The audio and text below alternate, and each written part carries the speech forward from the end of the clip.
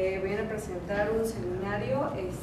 Gracias por aceptar nuestra invitación. Gracias por la invitación. Les voy a hacer una breve presentación del doctor David.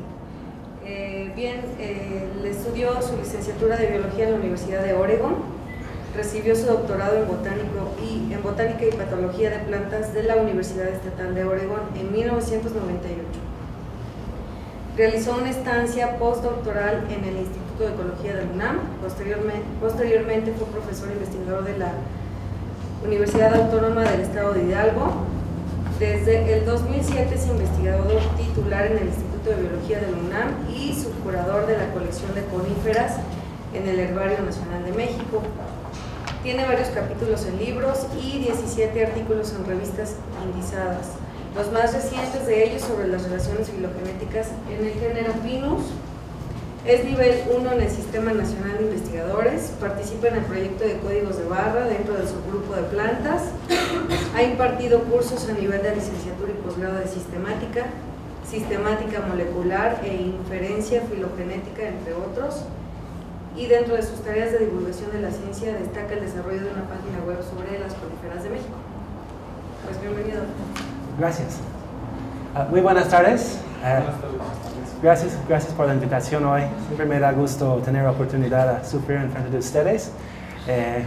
Ya van un par de proyectos con Avio o de PNUD donde he tenido la fortuna de interactuar con muchos de ustedes y como pueden tal vez esperar, muchas veces estos trabajos no están completos al final del proyecto, pero me da gusto tener chance de enseñar que siguen con vida todas estas líneas de investigación que desarrollamos. En este caso voy a presentar un tema que recientemente fue interesante para Conavio, no sé en cuánto quedaron interesados en códigos de barras para el futuro, pero aquí tenemos unos datos. A lo largo de más de una década tenemos colecciones de coníferas en México y los Estados Unidos y un poco en Caribe y Guatemala. Y mis alumnos pues, han desarrollado varios proyectos con ellos. Entre esos proyectos están secuenciando códigos de barras. Las coníferas son un grupo de plantas muy antiguas con un registro fósil que extiende hace más o menos 300 millones de años, mucho más antiguo que las angiospermas. Y yo reconozco en el grupo 6 familias y más o menos 70 géneros y 600 especies. Las familias, casi todos conocen al menos 4 de ellos que están en México, incluyen Cupressaceae. En México tenemos el aguahuete y Junípero, que está por aquí. ¿Dónde está? Junípero y, bueno, no iba a hablar de eso hoy. Tenemos algo que se llama más o menos Cupressus o Calotropsis y otro que es Thuya, que anda por ahí. En Taxaceae, una especie de Taxus. En Podocarpus, no sabemos cuántas especies de Podocarpus hay en México, aproximadamente 3. Y en Pinaceae 4 géneros, Pinus, Picea, Pseudotsuga y Abies. Todos los géneros tienen más de una especie, excepto Scialopediaceae, que es una familia monotípica que tiene su única especie viviente en la isla de Japón. Y bueno, el número de especies de coníferas es poca comparado con las angiospermas. De hecho, comprenden menos de 1% de la diversidad de plantas terrestres. Sin embargo, en cuanto a biomasa y impacto ecológico y impacto económico, pues son los dominantes formas de vegetación, tanto en el norte como en el hemisferio sur. Los géneros más grandes, con más especies, son Pinus y Podocarpus. Las dos tienen más de 100 especies. Luego Podocarpus, Juníperos, Abies y Picea. Pues todos estos géneros presentes en México. Voy a decir la siguiente. Y para esta plática inventé unos posibles usos de códigos de barras que podrían aplicar especialmente a coníferas. La mayoría de ellos son generales. Uno sería pues, cualquier método automatizado de identificar especies nos ayuda a vigilar pues, tráfico ilícito en especies. Y también se pueden servir para esos fines o para fines de investigación básica en identificar plantas en poblaciones naturales o cultivados o plantas que pueden ser pues, no muy diagnósticos en herbarios, semillas o solo hojas. Y en algunos otros grupos de plantas donde la homeopatía ha sido importante, poder diagnosticar que está en polvos ha sido importante. Sin embargo, no desconozco si han metido coníferas mexicanas en polvos, si alguien sabe uno. Hay uno importante que se me ocurre ahorita. Me llegan de vez en cuando preguntas sobre pinos, como sobre piñones, porque hay gran diferencias en calidad de piñones. En algunos lados se venden las baratas con el nombre de los carros y eso podría ser una muy fácil manera de vigilar ese tipo de práctica traviesa.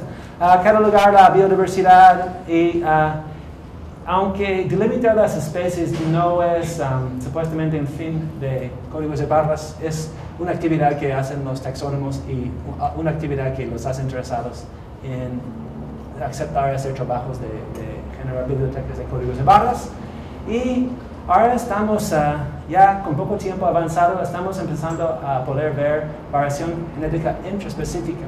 Entonces hay oportunidad, tal vez con la próxima generación de secuenciación, de no solo identificar especies con códigos de barras, pero individuos, o estudiar patrones poblacionales.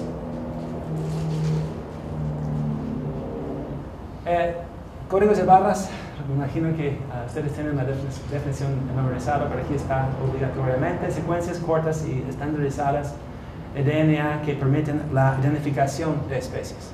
Entonces, para algún usuario que quiere saber la identificación de especie, que a lo mejor no es experto en un grupo particular, puede con un tubo de DNA identificar una especie rápido, en unas horas, sin ayuda de un experto taxonómico. Y en la actualidad, los marcadores que estamos usando en plantas fueron escogidos hace poco y son fragmentos parciales de los genes de la célula grande de Rubisco, RBCL, y una matarasa de cloroplasto también, que se llama matarasa K. En animales, el marcador es de mitocondria y es citocromo oxidasa. Y hace poco tiempo la gente estaba discutiendo mucho cuáles marcadores usamos. Ahora esta pregunta pues, ha sido un poco menos relevante con el tiempo. Estamos conformes con esta decisión para ahorita, todos guardando sus DNAs, porque en el futuro vamos a estar usando muchos más datos. Resulta que es poco más caro secuenciar toda la plastoma de un cloroplasto que secuenciar 4 o 8 regiones, 4 o 8 lecturas de ese tipo de marcador. Entonces, en el futuro puede ser que estamos secuenciando la plastoma completa, cloroplasto completo de las plantas, o otros han hablado de que es deseable usar un acercamiento a la especie que usa los no ligados, tanto del núcleo y de la mitocondria. Los marcadores actuales son RBCL y MACA.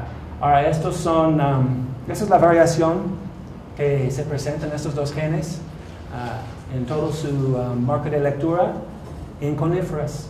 Y la región, aquí, esa es la parte, el fragmento que están usando para código de barra en las dos. En las dos es una región variable, flanqueado por unas regiones conservadores donde han diseñado oligonucleótidos que supuestamente son universales, que amplifican a lo largo de todas las plantas terrestres o con semilla. Sin embargo, esos dos puntos en RBCL fue posible diseñar primers que funcionen en todas las plantas terrestres. Sin embargo, el MACA no. Esos lugares no son no son suficientemente variables y no están conservados y no funcionan con coníferas. Entonces, los primers de MACA no son universales y eso ha sido un problema para nosotros. Y otra cosa que menciono es el eje está en escalas diferentes. Entonces, el MACA presenta más variación que el RBCL. El MACA está bajo menos restricción que RBCL en cuanto a sus cambios nucleotídicos y sufre más cambios en la primera y segunda posición de codón que RBCL. Entonces se ve más cambios en el DNA.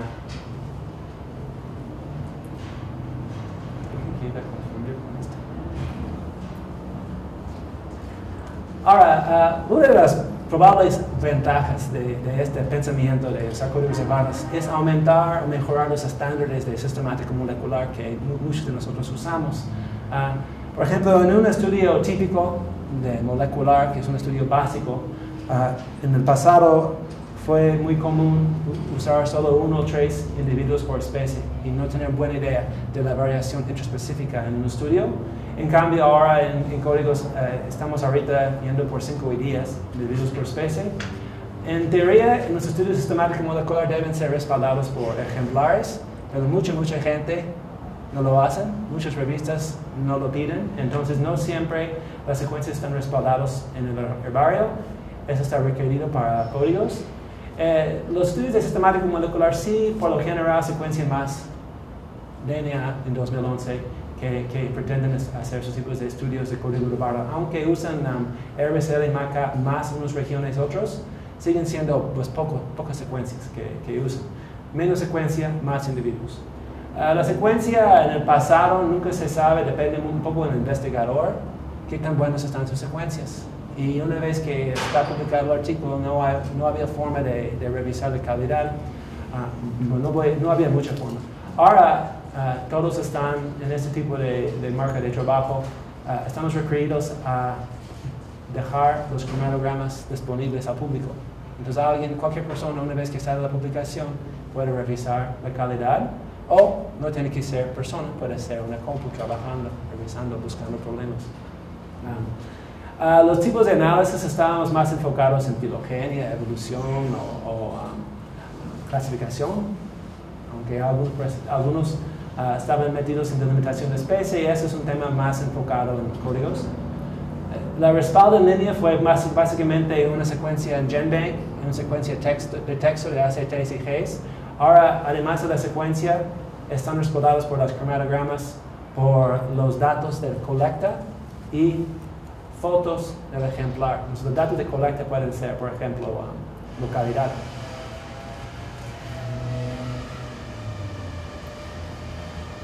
Ahora, 4 limitaciones al usar los códigos, el plácido para este tipo de operación son los siguientes. Uno es que el DNA del cloroplasto tiene una baja tasa de sustitución. Aquí están las tasas. La de plácido está más lenta que el núcleo en plantas. Y esta cantidad de sustitución es tan baja que muchas veces especies hermanas tienen la misma secuencia, un código de barra. Ahora, flujo génico parentalmente sesgado. En plantas tienen 3 vías de herencia biparental para el núcleo y diferentes maneras de herencia para mitocondria y cloroplasto. Y entonces, depende en el marcador, se puede encontrar diferentes patrones que sean de la planta entera, de polen o de semilla. Otro tema es compartir polimorfismos entre complejos de especies. Entonces muchas veces copias ancestrales persisten en poblaciones por mucho tiempo y al secuenciar estos vas a encontrar un haplotipo de secuencia que se puede estar compartido entre 2 o más especies. Y flujo génico entre especies es otra cosa que pasa mucho en plantas, no solo en el nivel de especies estrechamente relacionadas, sino hasta entre géneros y familias. Y la selección positiva ha sido mencionada como un posible limitante. No sé si hay suficientes datos empíricos sobre eso, solo que lo han encontrado en RBCL. Y muchos han dicho que selección positiva no debe ser aquí en esa categoría de limitantes, porque lo que debe de hacer es homogeneizar variación intraspecífica y aumentar variación interespecífica. Entonces puede ser como una ventaja. Coníferas, algunas cosas curiosas sobre ellas. Tienen tamaños de poblaciones espectacularmente grandes. Estos una foto que tomé de la especie predominante ahí es Pinus jeffreyi. Lo tomé encima del telescopio de San Pedro Mártir. Tamaños, varias órdenes de magnitudes más grandes de la mayoría de los angiospermas y la mayoría de los animales. Y altos niveles de diversidad genética. El nivel de heterocigosidad está alto. Y esa diversidad está alto, lo han encontrado alto en muchas poblaciones y con un gran rango de dispersión entre poblaciones. Aquí está un resumen de algunos rasgos en Pinacea que casi son típicos para coníferas. La herencia del núcleo es biparental. El cloroplasto es paterna y depende en el grupo la herencia de mitocondria. En Pinacea es materna. Entonces eso está por polen, eso está dado por semilla. La tasa de mutación es baja o intermedia en el núcleo, baja en el cloroplasto, muy baja en mitocondria. El tamaño en Pinacea del genoma es más o menos 3 veces el tamaño del genoma del humano. Y pues, hace un año la gente lo consideraba bastante ridículo pensar que alguien iba a secuenciar el genoma de un pino, por ejemplo. Y ahora en este año 2011 ya están secuenciando el genoma de Picea avis y de Pinus taeda. Entonces ya ha avanzado suficiente tecnología para secuenciar estos tamaños de genomas y están en eso. Cloroplasto o plástido está muy pequeño, 100.000 pares de bases, relativamente pequeño. Y no se sabe mucho sobre la mitocondria, ha sido muy difícil trabajar con la mitocondria. En el género Larex es más o menos 10 veces más grande que el cloroplasto. El problema con la mitocondria es que sufre recombinación, otras que tienen unas tasas muy lentas y otra que no está aquí es que tiene mecanismos de fácilmente compartir DNA con el núcleo. Entonces genes transfieren de mitocondria al núcleo o del núcleo a mitocondria con alguna frecuencia que no tenemos bien ubicados la tasa, pero nos hace un poco inseguro hacer un estudio de mitocondria que estamos de veras trabajando con un marcador mitocondrial. Tasas de sustitución son bajas en plantas y más bajas en coníferas. Ese es el resumen de esta diapositiva. En mitocondria, la tasa de sustitución en mitocondria es más o menos un orden de magnitud menos en plantas que en animales. Pues no usamos el mismo marcador que en animales. El cloroplasto está bajo la tasa en angiospermas y aún más bajo, un orden de magnitud más bajo en coníferas que en angiospermas. Y en el núcleo también la tasa de sustitución es como un orden de magnitud menos que en angiospermas y también más o menos un orden de magnitud menos que en mamíferos. Entonces, tenemos DNA evolucionando lento. Otra cosa curiosa sobre los coníferas que es fácil de ignorar es su muy larga esperanza de vida. Hay varios géneros que viven por milenio, todo el tiempo albergando la diversidad genética que mencioné antes. Algunos de los más antiguos son Taxodium. Es muy polémico el estimar la edad del árbol de Thule, pero ya aquí tiene un dato muy científico que saqué de Wikipedia, que es mucho menos que la edad que ponen en el anuncio ahí. Otros que son muy antiguos son Picea, que crecen en lugares muy fríos, y el organismo no clonal más vieja de la vida, o de la Tierra, es un Pinus longeva, que vive más de 4.000 años. Entonces, había unos más largos que para saber cuántos años tenían, los cortaron para contar los anillos, pero el récord ahorita es como 4.600 años. Entonces, esperanza de vida larga, también combinado con el hecho que pueden producir semilla fértil por cientos o miles de años, complica un poco su evolución molecular comparado con plantas o otras cosas anuales. Entonces, si estimamos que su tiempo de reproducción es más de 10 años y su tiempo de generación es más de 10 años, y que viven tantos años, podemos explicar la tasa lenta de evolución en coníferas por su más larga esperanza de vida, dividiendo por este número de tiempo generacional, sacamos unos tasas de sustitución muy parecidos a plantas anuales, por ejemplo.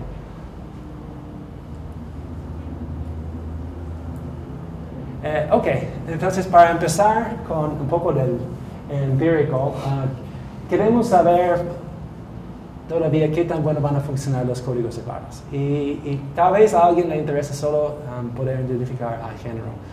Hay algunos géneros monotípicos, coníferas, y mencioné algunos que son de México, como Taxodium. Bueno, depende de la región, no, eso es una mentira, entonces no me hagan caso. Hay unos lugares donde, sabiendo la localidad, no solo necesitas llegar al género y sabes lo que tienes, ¿no? Un poco de circunstancias. O algunos tipos de estudios que están a nivel de género. Entonces podemos usar RBCL, la marca de lectura completa, para generar este rápido árbol de coníferas con unas cosas faltantes, pero tenemos la familia de Pinaceae aquí y Cupressaceae aquí, y esas longitudes son el número de diferencias en RBCL. Y hay unos géneros hermanos que quiero discutir. Uno es Aedes y Cataleria, Pinus con su grupo hermano Picea, esos dos son géneros mexicanos, y Pseudotsuga con su grupo hermano Larex, Juniperus con pues, un grupo cercanamente relacionado a Cupressus, y Taxodium con Cryptomeria. En Cryptomeria es de Japón.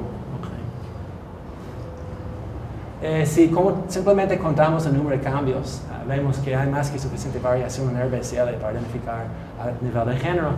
40 cambios entre Pinus y Picea, que son coníferas mexicanas, verde salud.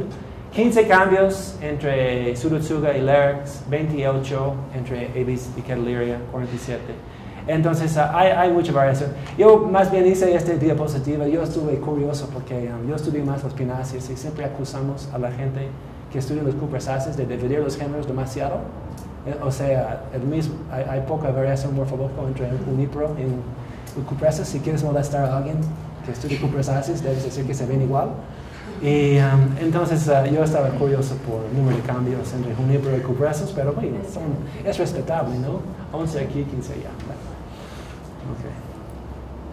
Okay. Uno de los proyectos que tuvimos con Avio fue medir la variación genética en diferentes marcadores de cloroplasto.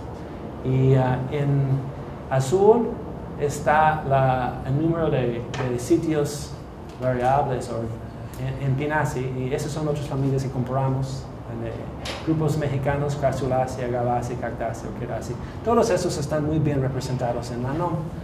Y encontramos que el nivel de variación en Pinaceae es mayor en varios casos. Está mayor en RBCL, mayor en MACA, y el tercer marcador más popular para el código de barras es TRNH-PSBA. Está mejor en TRNH-PSBA. Mira, algunos lo ganan en TRNLF. En los espaciadores varían en longitud, es muy confuso. Pero el punto es que Pinaceae tiene niveles suficientes de variación comparado con otras plantas. ¿Okay? Entonces, la pregunta más interesante es si vamos a poder distinguir especies con estas secuencias o no. Tuvimos muchos datos un poco desesperantes.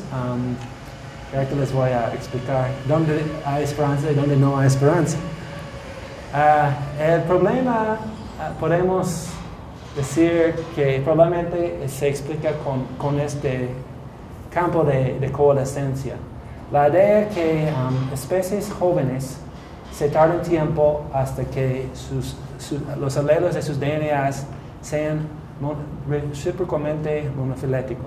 Entonces, al separar dos especies, por ejemplo, si se separa su flujo génico, la primera cosa es que van a compartir todos estos alelos que tienen su ancestro. Y conforme al tiempo van extinguiendo linajes hasta un linaje es parafilético al otro linaje. Y pasando más tiempo extinguen más linajes y eventualmente los dos linajes tienen un ancestro común en su propio linaje y son recíprocamente monofilético o algo así. Okay. Y han hecho cálculos de cuánto tiempo debe tardar eso y dicen que es un factor que tiene que ver con tamaño poblacional, supone que los alelos son neutrales, que no hay flujo interespecífico, y luego puedes hacer cálculos. Bueno, no quiero arruinar la sorpresa, pero ninguna de esas suposiciones obtiene en coníferas. Entonces está basado en cosas que no cumplen con las coníferas, pero eso está como atrás en la cabeza cuando estamos interpretando los patrones que resultan cuando vemos diversidad de haplotipos en plantas. Unos ejemplos de compañeros en otros lugares. Alejandro Moreno realizó su doctorado con Daniel Piñero en ecología con Pinus strobiformis y Pinus ayacuite. Y en esta figura está mostrando las diferencias en diferentes haplotipos de chloroplasto a lo largo del rango de Pinus strobiformis y Pinus ayacuite, dos pinos blancos de México. Y hay un tercer pino aquí que está muy relacionado, Pinus flexilis. Bueno, la primera cosa es que estos rojos y azules que se encuentran en este grupo, también se encuentran en este grupo. Nos están compartiendo haplotipos. Lo que se puede ver que las frecuencias son diferentes, pero los haplotipos están compartidas. Además, en el árbol de haplotipos, en la red de haplotipos, las diferencias entre los diferentes haplotipos son pocos pasos. O sea, hay muy poco cambio entre estos grupos. Poca divergencia, falta de coalescencia parece. Y otra cosa es el estatus de especie de Pinus strobiformis depende en el taxónomo. Es polémico. Muchos dicen que no es una buena especie, es un sinónimo de esto que fue descrito antes, y entonces no es válido. Bueno, tampoco no son monofiléticos sus alelos, y si vemos el concepto morfológico de Pinus strobiformis, que tiene que ver con diferencias en las cámaras del cono y la aula de la semilla, estas poblaciones aquí en el noreste de México son strobiformes, pero tienen haplotipos de ayacuite.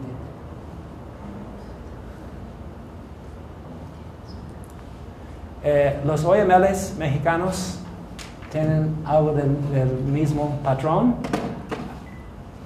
4 especies polémicas de México.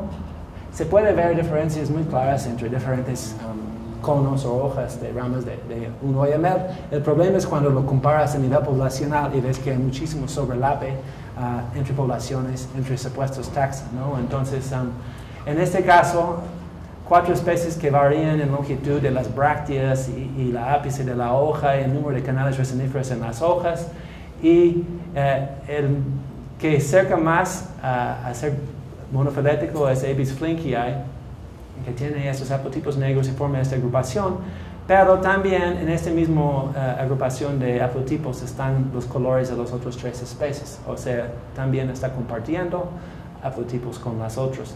Y estos 3 pues no tienen mucho patrón taxonómico, entonces tenemos este patrón que yo creo que tiene que ver con, probablemente con coalescencia lenta. Otra vez, creo que las distancias son muy cortas entre los haplotipos. Para salir de la familia Pinaceae, mi coautor de esa plática, una de ellas es Patricia Rosas. Ella realizó su tesis de licenciatura con el Cypress de Tecate y el Cypress de Guadalupe. El Cypress de Guadalupe se encuentra en la isla de Guadalupe, más de 200 kilómetros de Baja California, y ella colectó individuos de aquí y de Baja California. Ahora, estas 2 poblaciones son claramente alopátricos y han sido alopátricos por mucho tiempo. Sin embargo, cuando vemos la distribución de redes, pues estos colores mezclados representan un haplotipo que se encuentra en las 2 especies. Entonces, este haplotipo muy común está en las 2 especies, también este. Entonces, y los espacios, los cambios entre ellos son solo un cambio, entonces muy baja divergencia. Parece que no ha pasado suficiente tiempo para que los haplotipos o los DNA, los alelos de cada uno, sean monofiléticos. Ahora, otra vez, este es otro ejemplo de 2 especies que no han sido reconocidos por todos los taxónomos. Puede ser un problema taxonómico. Muchos los consideran subespecies o hasta variedades entre sí. Las diferencias morfológicas son muy sutiles. Entonces, ponemos a secuenciar más datos mediante a colecciones que tenemos en México y los Estados Unidos, un poco en Caribe y Guatemala, y están cada vez más cerca de estar listos en bulk. Y tenemos ya registrados todos los géneros de coníferas mexicanos en códigos de barras, pero falta un poco de, pues bastante muestreo todavía para tener una buena representación a nivel de especie. Y voy a presentar unos datos preliminares de este grupo y lo que pensamos que está pasando. Voy a enfocar en el género más diverso en México, pinos. Es el género más diverso de todas las coníferas, con más o menos 115 especies. Su centro de diversidad secundarias en México, también tiene centros en el oeste de los Estados Unidos y en Asia, pero esos otros lugares son mucho menos diversos que aquí. Es el género más importante ecológicamente y económicamente de árbol en el mundo. Y claro, es la fuente principal de madera en muchos lugares. En México es más del 70% de la madera aparentemente es de pino. Y bueno, se reconocen por sus conos muy leñosos con este parte inflado del ápice de la escama, que es una apófisis y un umbo. Y tienen dos tipos de dispersión. Uno es por viento, semillas pequeñas con alas efectivas, y también incluyen varios pinos piñoneros que tienen semillas grandes y la ala reducida hasta el punto que ya no se dispersa por viento, están dispersados por aves en los córvides. Sus hojas son muy especiales, están en fascículos, ciclos arreglados en fascículos de 1, 2, 3, 5 hasta 8 hojas por fascículo, y tienen estas vainas. Muchos animales y plantas y otros organismos dependen de bosques de pinos y otros coníferas. Antes de escuchar de códigos de barras, estábamos secuenciando códigos de barras, podemos decir, en los pinos. Y son muy buenos marcadores filogenéticos los que escogieron. Y lo que se aprecia aquí es el género pinos se puede dividir en dos grupos monofiléticos. El subgénero Strobus son los pinos blandos, tienen un haz vascular por hoja. En cambio, los subgénero pinos, los pinos duros, tienen dos. Ese es uno de los pocos caracteres a nivel intragenérico que es 100% diagnosticable para un grupo en pinos. Y adentro tenemos estos ramos muy bien apoyados y tenemos 4 secciones. Perdón, los rojos son las especies mexicanas o especies con parte de su rango en México. Pinos piñoneros, pinos blancos. Estos son los pinos de América del Norte, que incluyen, por ejemplo, pinos hartwigii o pinos o carpa, pinos con torta. Y hay un par de especies de Nuevo Mundo aquí en este cuadro que es más o menos del Viejo Mundo. Que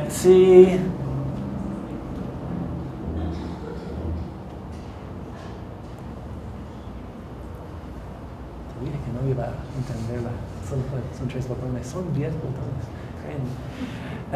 La cosa curiosa aquí es hay muy buena resolución a la base del árbol. Eso es poco común en un estudio filogenético. Donde está la resolución baja es en las ramas terminales, y eso se debe a baja resolución en RBCL y MACA. No hay suficiente variación para entender las relaciones, y esto se refleja también en el uso de esos genes como marcadores filogenéticos. De hecho, en estos usamos más de 4.000 pares de bases, y en códigos de barras pretenden usar como 1.400. Entonces, una fracción mucho menor obviamente va a tener problemas donde hay esas politomías. Entonces, ¿por qué esas politomías? ¿Qué tienen que ver con códigos de barras? Vamos a seguir desviando. El registro de fósil de Pinacea está un poco antiguo, llega al Cretácico al menos. Hay 4 tipos de conos ovulados representados en el registro fósil del Cretácico para Pinacea. Uno es el género Pidiostrobus. La mayoría de esos conos parecen a un pino. Otro es Pseudoaraucaria. Estos más o menos parecen a un oyamel o un cedro, Cedrus, como el cedro verdadero. Y hay uno que no tengo fotos, que es de Japón, no puedo hablar. Y hay fósiles de pinos, que extienden el registro fósil de pinos Pinacea hasta el Cretácico. Probablemente el género está más viejo, pero ahorita vamos a investigar cómo es. Si hacemos un análisis de más de 150 caracteres morfológicos, que incluye los fósiles, que solo son conos, con organismos vivientes completos que incluyen conos y hojas y los conos de polen y también, aquí estoy olvidando, tallos, ¿no? Madera. Podemos resolver relaciones muy parecidas a las relaciones moleculares con pinos. Me van a tener que creer porque no tengo el árbol de Pinacea. Bueno, lo enseñé antes. Pero hay mucho fósil de Cretácico muy relacionado a pino, y también hay otros de Cretácico muy relacionados a OMLs y cedros en otro grupo. Entonces, lo que podemos concluir, al menos, es que esos fósiles representan linajes, coronas de la familia Pinacea, y sugieren que la familia, su ancestro más reciente con otros coníferas debe ser muy, muy vieja, mucho más vieja que el Cretácico.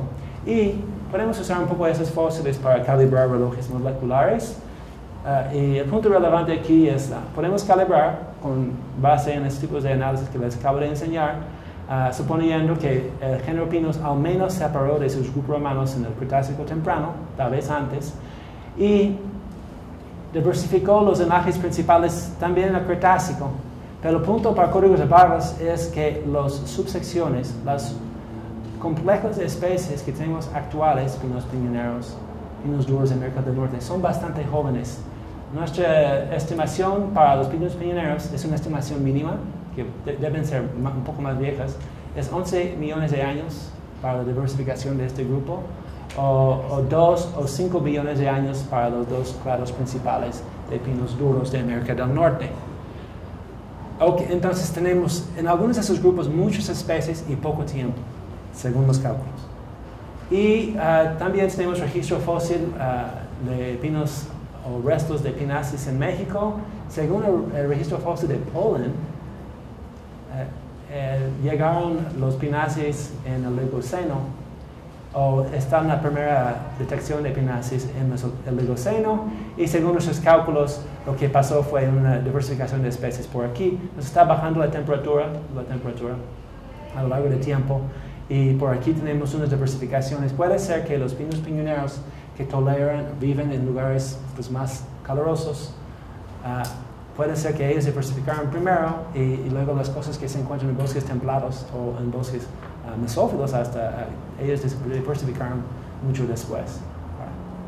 Es una hipótesis. Ustedes tal vez van a escuchar algún fósil por ahí más antiguo algún día, pero tal vez no.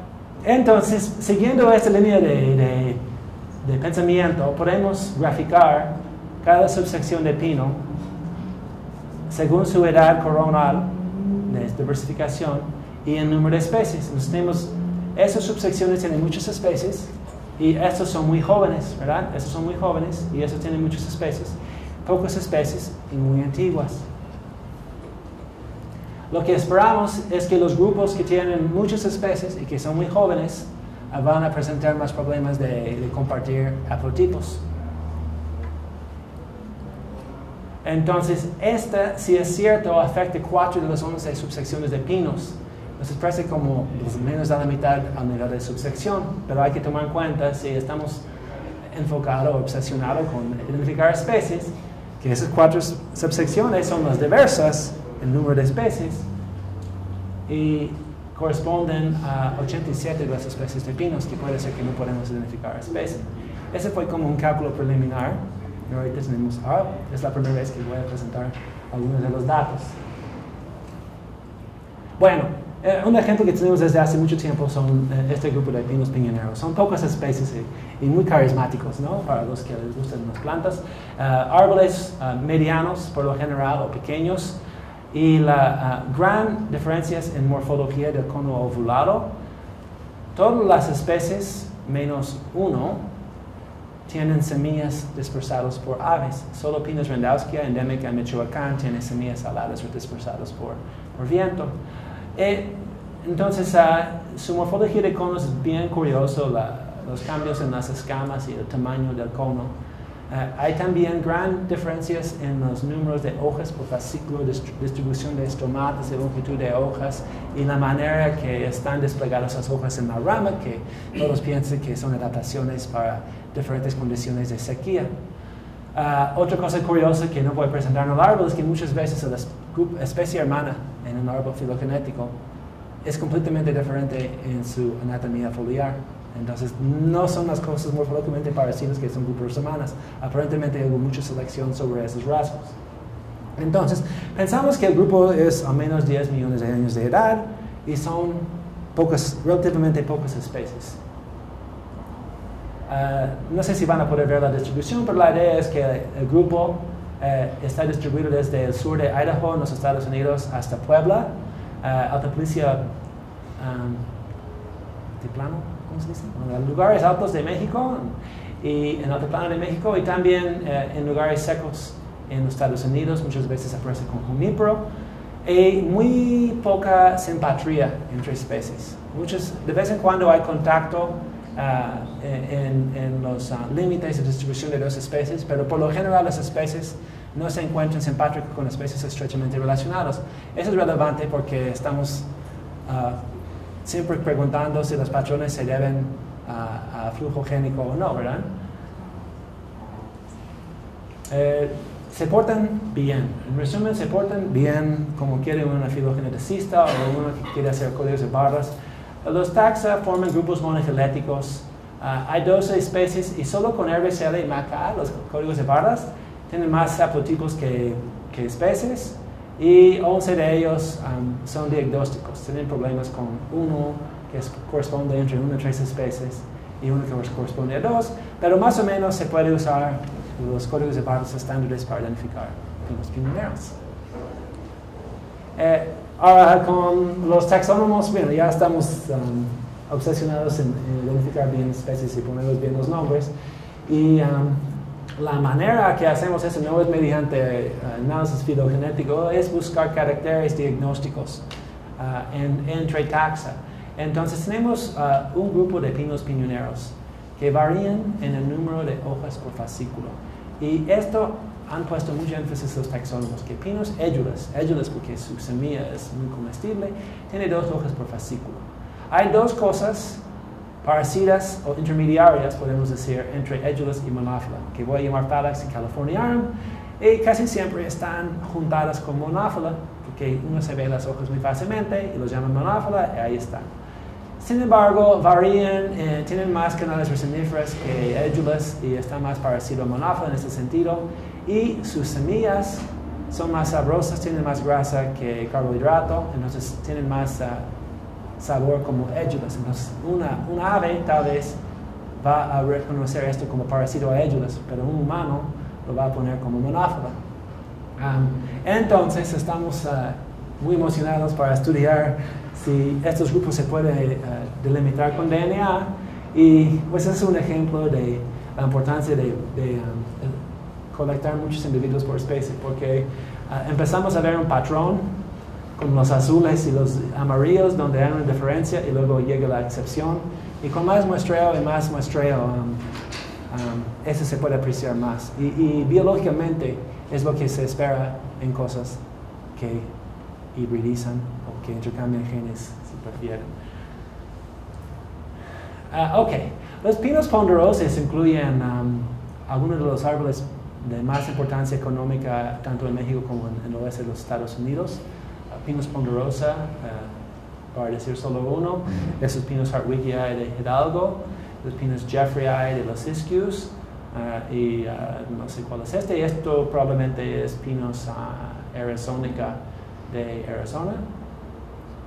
Entonces, este grupo ha sido dividido en más o menos 17 especies, pero su edad es mucho menos que los pinos piñoneros. Aquí está su distribución desde Canadá, aquí hasta el oeste de los Estados Unidos y llega hasta Nicaragua. En diferencia con los pinos piñoneros, casi todas las especies de esta subsección ocurren con otra especie de la misma subsección. O sea, hay mucho potencial para flujo génico, hay muchos reportes de hibridación y han generado muchos híbridos artificialmente. Entonces, está comprobado que hay flujo génico entre especies. Pero códigos de barras, primero, RBCL y MACA casi no sirven. Hay 17 especies y a ver si solo 5 haplotipos. Okay. Algunos de los haplotipos pueden corresponder a 13 especies que tenemos nombrados aquí. Bueno, entonces no deben esperar que este grupo tan económicamente importante se puede trabajar con RBCL y MACA. Ok, entonces afortunadamente ya tenemos mucha información genómica de muchos organismos, entre ellos pinos.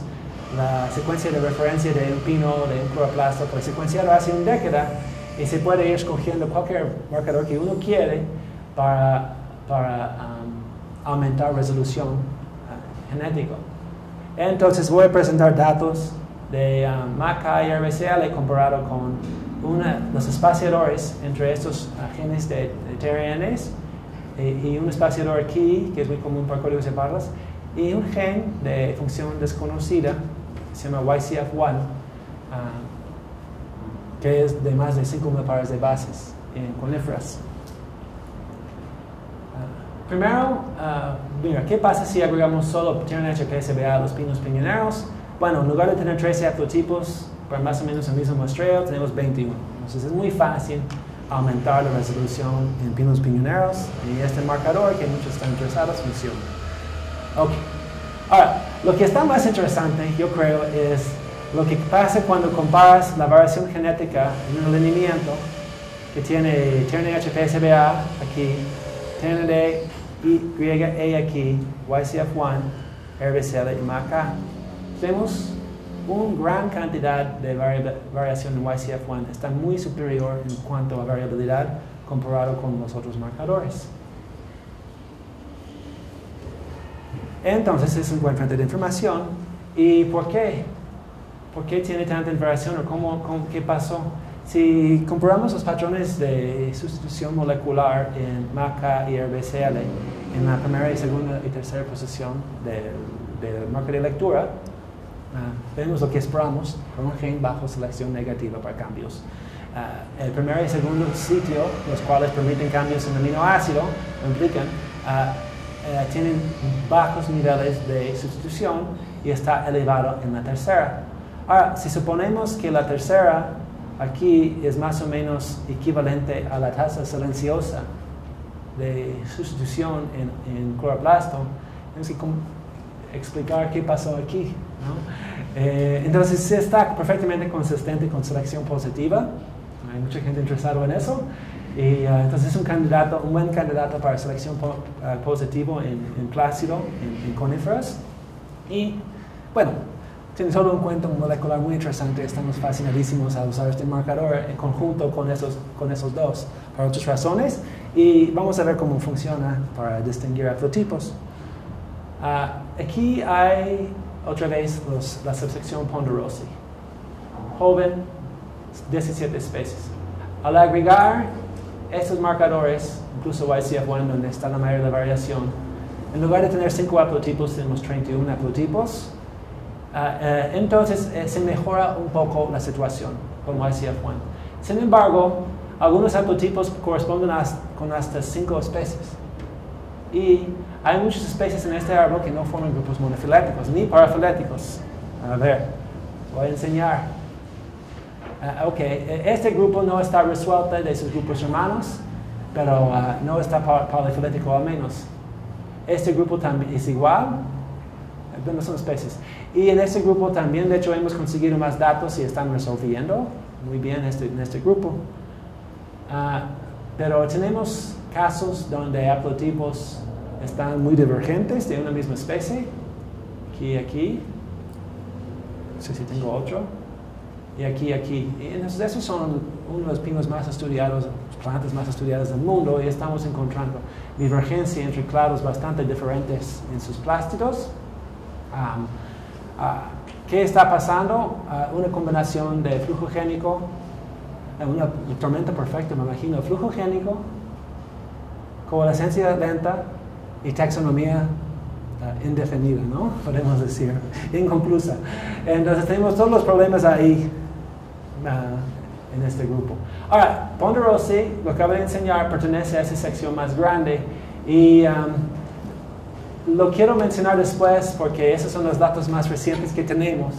Y algunas personas viendo el árbol anterior se espantan y trabajan en otro grupo porque quieren seguir con trabajo y publicar cosas y no quieren confundir, pero nosotros decidimos seguir adelante porque somos necios y queremos saber cómo estaba la otra subsección con muchas especies de pino, que es la subsección Australis. Entonces, subsección Australis, subsección Ponderosi y los contortes pertenecen a este grupo de los pinos duros de América del Norte. Ese es el grupo más diverso de pinos y con una gran diversidad de especies y un gran rango de distribución desde Canadá, Caribe y Nicaragua. Y esa es Pinus radiata, entonces endémica, con un rango natural muy limitado a la costa de California, pero ahora es una de las especies más sembradas en plantaciones por todo el mundo, una importancia económica muy alta y también considerada una maleza enorme en el hemisferio sur. Y Pinus coulteri, que se ve bonito, eso lo llaman en inglés, bueno, ¿cómo se dice?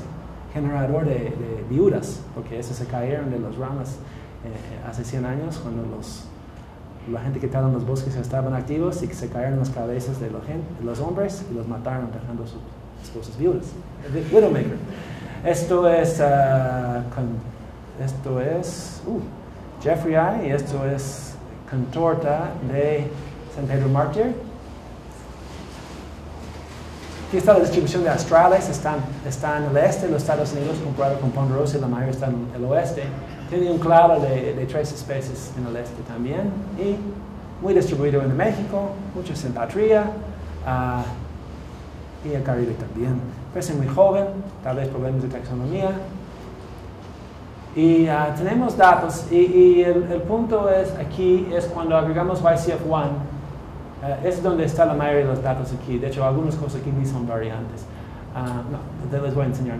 Son como 2 o 3 sitios para todo el grupo. Si gastamos, pues, no sé, más de 10 miles de pesos en secuenciar estos y conseguimos 6 sitios. Toda la información es aquí y aquí. Longitudes de ramas en Australis están levemente más largas en Ponderosi nada más. Levemente más largas. ¿Ok? Eso es lo que tienen que ver de este árbol. Yo quería enseñarles más, pero no cabe. Entonces vamos a resumirlo en una tabla. Si consideramos cuántos individuos tenemos más de un individuo por especie, tenemos más de un individuo por especie. El muestreo tenemos 22 de los más o menos 26 especies representados por varios individuos en Australis y todas las especies están representadas así en los otros grupos. Y hemos encontrado muchos más haplotipos en Australis que en Ponderosi y el resultado fue bastante contrastante porque tenemos 12 especies que se puede reconocer por haplotipos monofiléticos comparado con solo 4 en Ponderosi y el porcentaje, si agregas las secuencias que forman un grupo contiguo aunque no son monofiléticos, suman a 18 y 82% de las especies podemos identificar con este grupo. Y entonces si tomas el promedio, tenemos más del 50% de las especies que ahora podemos identificar con YCF1 o con algunos marcadores más variables de cloroplasto. Ok, entonces aquí están los resúmenes por sección, los 4 lineajes de pinos. Si tomas el promedio de los 4, estamos más o menos al 50% al nivel de especie. Bueno, tal vez eso no es muy bueno, está abajo del 70% que estaban prometiendo para plantas, pero si uno solo necesita llegar a subsección para algunos fines, se puede a 100% de certeza. Y eso más o menos es, de hecho, no lo mencioné antes, ese es un nivel arbitrario obviamente, pero algo que han intentado los taxónomos es intentar de mantener este nivel en pinos para distinguir cosas que nunca cruzan, nunca intercambian, no se puede hibridizar entre subsecciones. No sé, seguimos pendientes si eso es cierto. Ok. Ok, ¿qué hacemos? ¿Cómo vamos a mejorar la discriminación de especies si tenemos que usar DNA y no tenemos morfología? LOCI, nucleares no ligados, es la más prominente opción ahorita. Y aquí hay un ejemplo de un solo locus nuclear de pino. Se llama Plasma Membrane Intrinsic Protein y está muy divergente en los ponderosis. Lo que pueden ver es que muchos nombres aparecen en muchos lugares. Por ejemplo, este Maximino se encuentra por lo largo del árbol. No sé, que la última es... Pues esta cosa es más o menos Maximino.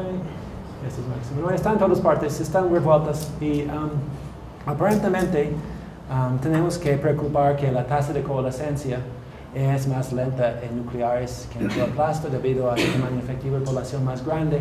Entonces la idea es secuenciar decenas o cientos de alelos nucleares conjunto con cloroplasto y hacer análisis de coalescencia para estimar probabilidades de especie con algún parámetro, ¿no?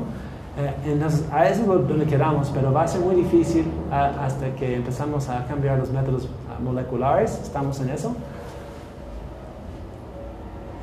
Ahora, no mencioné ejemplos concretos de integración, pero sí hay en pinos. Pinus lambertiana, en inglés llamamos el sugar pine. Tiene dos haplotipos. Uno en el noroeste de los Estados Unidos y el otro en el sur hasta Baja California. Y son divergentes. Si realizamos filogenia con esos haplotipos y incluyen otras especies de pinos blancos, eso es muy importante, vemos que los haplotipos tienen variantes muy diferentes. El haplotipo norteño es más o menos de origen asiática. De hecho, lo que pensamos es este haplotipo proviene de otra especie de América del Norte que es albicales, el resto de estos son de Eurasia. Y fue un evento de captura de cloroplasto, tal vez durante el Pleistoceno, donde estaban estas dos especies en un rango muy restringido, y donde esta especie ha capturado cloroplasto y varios otros genes nucleares que han sido fijados en la población norteña. Mientras las poblaciones sureños tienen los haplotipos ancestrales que indican relaciones filogenéticas con otras especies de pinos en América del Norte.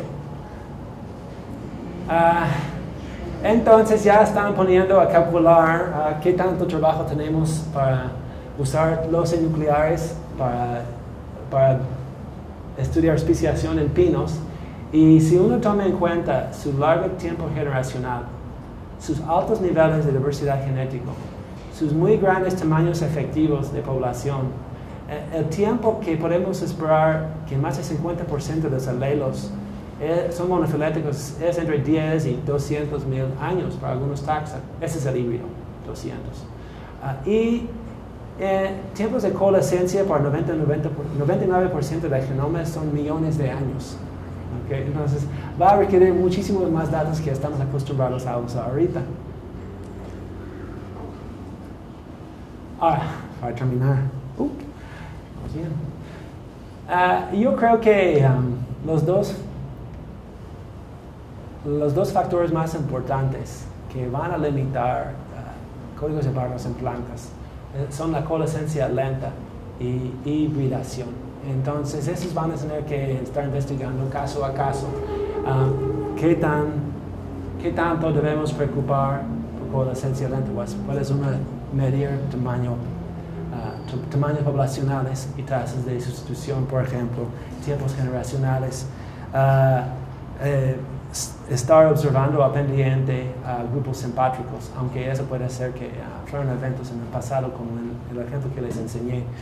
Ahora, ¿y dónde vamos a ver este problema de una manera más aguda, se dice? Yo creo que van a ser en árboles con muchas especies en un solo género. Entonces, Podocarpus no tengo datos, pero sospecho que es igual a él. No tenemos muchos datos para el género. Oyamel,es eso está confirmado. Juniperus también. Picea un poco confirmado, no bastante. Quercus es pesadilla para varias personas que están trabajando con quercus mexicanos y en Estados Unidos. Llega a los libros de evolución, ¿verdad? Salix, ficus y eucalipto. Entonces, ahí es donde esperamos problemas y yo creo que tenemos que estar moviendo rápido a otro método para mejorar la situación de especies y esos métodos ya existen. Ahora, con 100 o 200 dólares puedes secuenciar más o menos 1 millón de pares de bases en un individuo. Y aunque sí es más caro que en código de barra, te da el resultado que estábamos esperando, de mutación de especie, al menos eso esperamos. Y ya, pues muchas gracias a ustedes por aguantar la plática y es todo.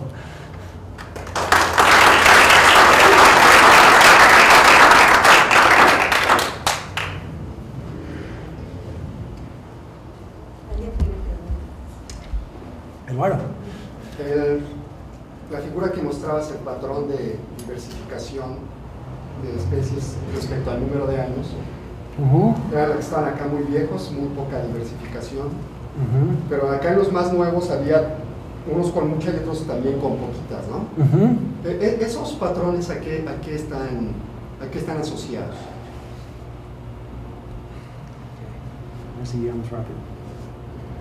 Al mismo patrón de alta hibridación que mostraste todo el tiempo, ¿o es migración de las especies, o qué es principalmente? Sí, más rápido. Estos. Sí. Estos. ¿Por qué hay pocas especies? Oh, ok. Bueno, no sé. Mira, pero es una pregunta muy importante. Ahora lo que queremos hacer con los mismos datos es usar un método bayesiano que tiene que tomar en cuenta la diferencia en números de linajes por clado, en esos General Yule models. Y estos usan estos palos rotos, los usan en ecología, ¿verdad? Para explicar por qué hay algunos grupos diversos y hay algunos grupos poco diversos. Ahora, esa es la respuesta más o menos general. Ahora, ¿por qué estos 4 tienen pocas especies? Pues no sé si tenían más especies en el pasado y ya no los tienen, o si su tasa de especiación al inicio fue bajo.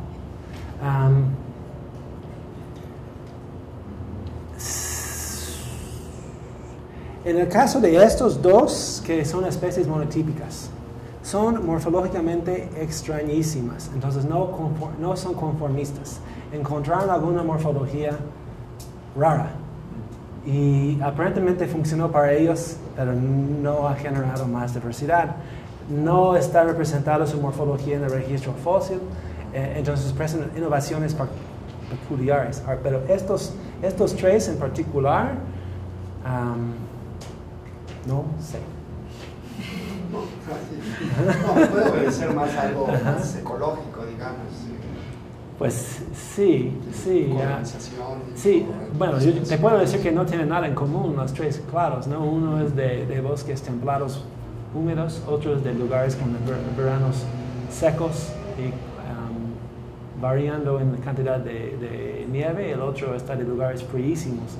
Esas baforianas son de los picos de montañas, incluyen las especies más viejas del mundo, que viven más largas.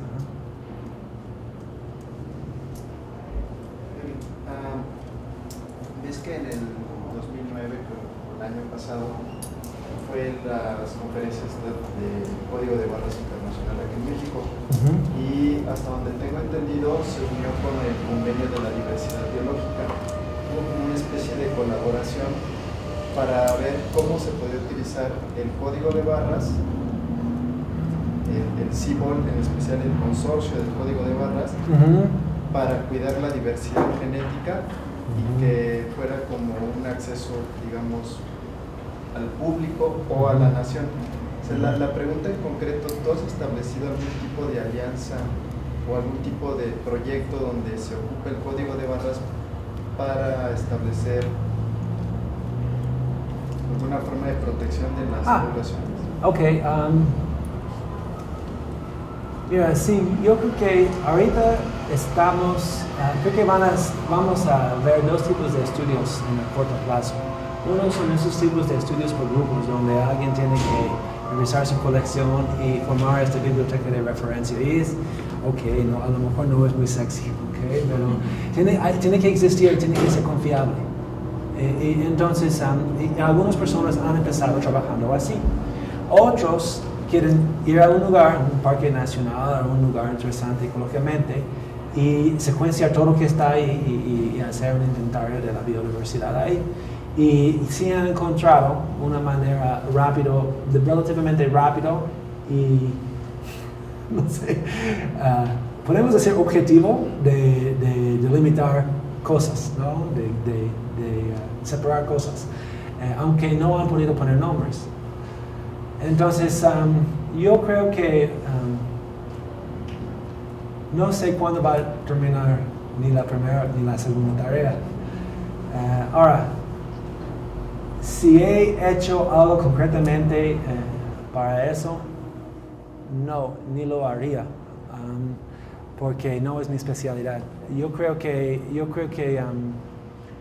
en el Instituto de Biología tenemos la potencia y algunas personas como Gerardo Salazar están interesados en hacerlo, y también hay un grupo de personas interesadas en estudiar biodiversidad ahí que no son taxónomos y quieren hacerlo, pero yo como especialista en grupo no he metido tanto como tal vez podría. Espero, de hecho mi manera de pensar fue armar la biblioteca y luego estudiar la biodiversidad. Yo quería poder poner nombres, pero la verdad es mucha gente está haciendo cosas interesantes sin llegar a especie. Yo pensé que me ibas a preguntar algo más polémica. Okay. ¿Y hay algún criterio? Por ejemplo, cuando tienes la politomía y sale todos lo mismo, ¿no? Son 5 muestras diferentes. Ajá, pues ajá. Seguramente estamos hablando de lo mismo, pero luego existe el caso que está arizónica por acá y está en 3 lugares. Ajá. Entonces, ¿qué se hace? ¿Ahí se va a revisar Arizona? Sí. ¿Se va o hay algún criterio? Pues tiene una diferencia de tantos pares de base. Sí, eso es interesante también. Eso es interesante porque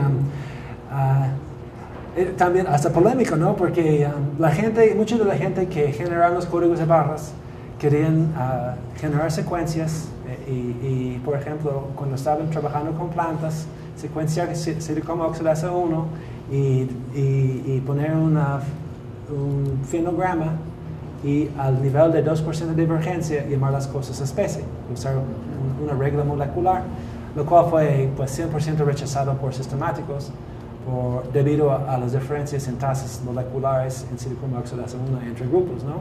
Sin embargo, sí los taxónomos han propuesto otras maneras de trabajar. Uno es empezar a priori y poner un nombre en algo. O puedes empezar con un nombre o una población, ¿okay? Depende del tipo de análisis, y ver el patrón de cosas diferentes o iguales. El más popular ahorita es algo que se llama Population Aggregation Analysis por Davis y Nixon, cuando uno pues reconoce 2 poblaciones de cosas parecidas y ve si puedes encontrar cualquier rasgo fijo diferente entre las poblaciones, y eso es muy clarístico. Ahora, lo que están haciendo con inferencia bayesiana son varias cosas. Uno es bajo una teoría que macroevolución y microevolución generan patrones de ramificación diferentes. Entonces, si uno ve la ramificación a nivel de género o subsección o subgénero, hay muy lenta crecimiento en el número de linajes sobre tiempo. Pero una vez que tienes el nivel de especie, vas a ver una aceleración logarítmico en la cantidad de ramificación. Entonces, esto junto con relojes moleculares han usado para aplicar otro tipo de regla avanzada, ¿no?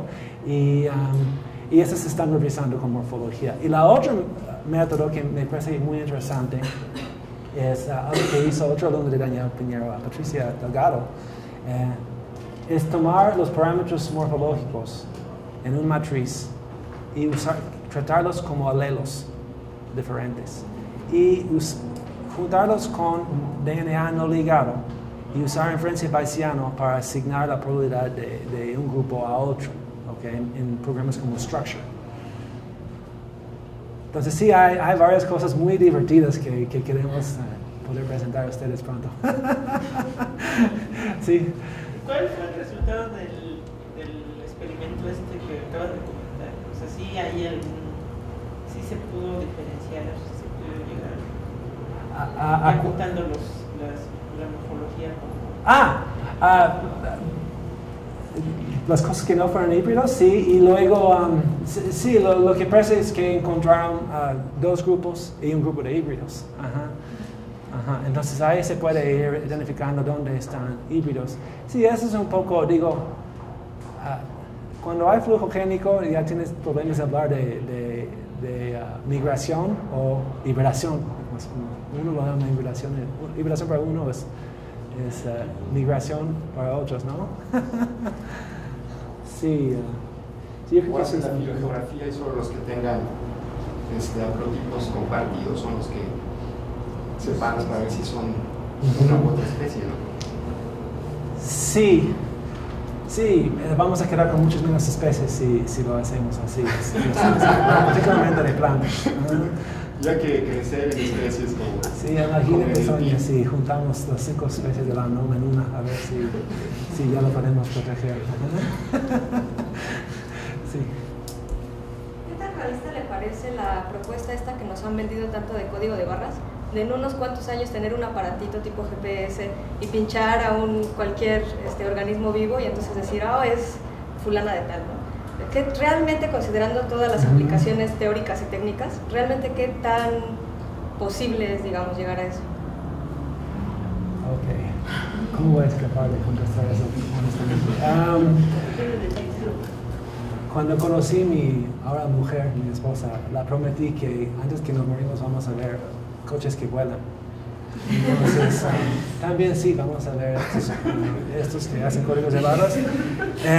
Mira, por el otro lado, me ha sorprendido muchísimo qué tanto la tecnología de secuenciación ha avanzado. La verdad es el gobierno y la investigación básica ha conducido un incremento logarítmico en nuestra habilidad de conseguir datos de secuencias de DNA y yo creo que la gente que dicen si la gente lo quiere, lo van a conseguir. Yo creo que tienen razón. Las tecnologías para este tipo de cosas existen, y solo tienen que hacerlos pequeños y pues, bastante más baratos, ¿no? Ajá, sí.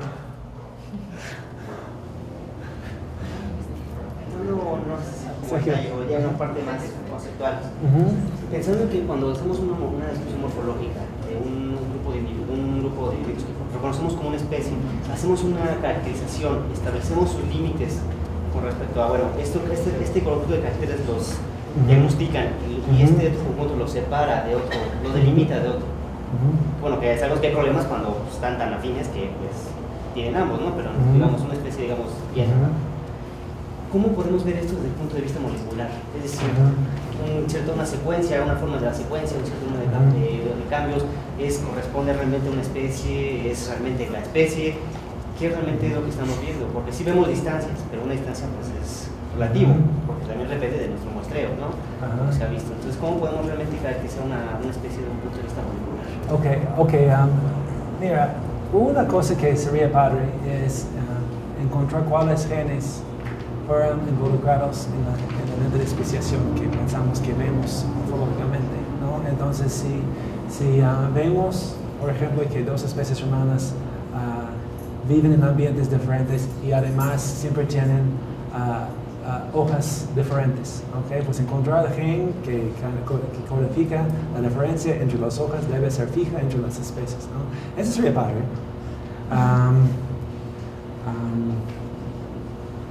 Pero fuera las respuestas para Eduardo, no sé si estoy entendiendo tu pregunta. Si quieres más. ¿Te contesté? Ajá. Pero sí, la idea de que cómo sabemos que, bueno, le ponemos una secuencia, sabemos que es una secuencia. Pero, por ejemplo, eso obviamente depende de nuestro muestreo. Y bueno, vemos en un árbol, vemos la diferencia, el número de cambios. Pero ¿qué pasa cuando realmente, cuando hacemos nuestro muestreo amplio y vemos tan pocas diferencias entre un grupo y otro, ¿qué nos caracteriza? Morfológicamente las quizás podemos distinguir, pero ya desde el punto de vista molecular, con este código de barras, quizás, ¿qué nos podríamos decir? 5 cambios, un punto, un cambio. ¿Cómo podemos hacer esa característica, esa delimitación molecular de decir, esta secuencia realmente podríamos decir que es esta especie? Ok, mira, vamos a suponer que tienes en lugar de 1000 pares de bases de cloroplasto, tienes 1.000.000 de bases que son de los y no ligados a lo largo del genoma. Pues este millón de bases que tienes va a tener diferencias. Se puede distinguir cualquier persona menos los gemelos, ¿verdad? Y entonces, una cosa es la diversidad sí existe, sí está ahí, está intraspecífica e interspecífica. Entonces, la forma de análisis es lo que no estamos de acuerdo. Hay mucha gente que nunca van a reconocer que métodos estadísticas como verosimilitud o bayesiano va a poder contestar esa pregunta, pero eso es más o menos donde yo veo la respuesta. Es usar algún tipo de asignación de probabilidad en la asignación de una categoría o otra, si sea individuo o especie o género, ¿no? En algunas cosas van a tener más confiabilidad que otras, ¿no? Y el nivel de especie va a ser uno de los más difíciles. Pues muchas gracias. Gracias.